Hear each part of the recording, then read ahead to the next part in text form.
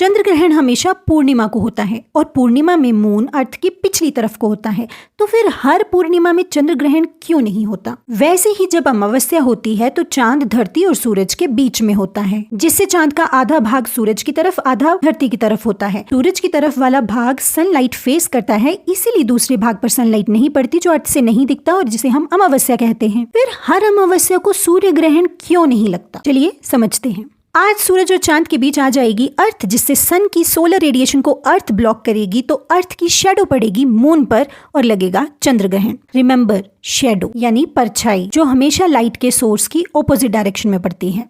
ये चंद्र ग्रहण इस बार भारत, ऑस्ट्रेलिया, एशिया और अफ्रीका के कुछ भागों में देखा जा सकता है।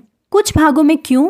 क्योंकि जब ग्रहण लगेगा तो इन्हीं लोकेशन पर रात है और मून विजिबल है। देखिए, धरती सूर्य का और चांद धरती का चक्कर लगाता है, लेकिन ये तीनों सेलेस्टियल बॉडी एक स्ट्रेट लाइन में नहीं होती हैं। मून का पाथ अर्थ के अराउंड हमेशा सेम नहीं होता। मून अपनी एक्सिस पर 5 डिग्री का टिल्ट रखता है। इनका पाथ कुछ ऐसा है।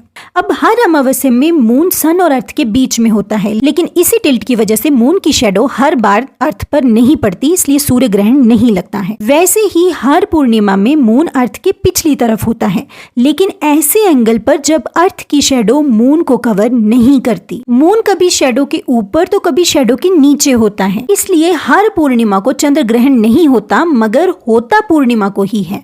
जब स्पेस में ऐसी स्पेशल अलाइनमेंट होती है कि अर्थ एग्जैक्टली सन और मून के बीच में आ जाती है और ये तीनों सेलेस्टियल बॉडी एक स्ट्रेट लाइन में होते हैं, तब अर्थ सन की तरफ जाने वाली सोलर रेडिएशंस को ब्लॉक कर देती है और अर्थ की शेडो एग्जैक्टली मून के ऊपर पड़ती है। और मून की अपनी लाइट तो है नहीं, इसलिए मून दिखना ही बंद हो जाता है, जिसे हम चंद्र ग्रहण कहते हैं।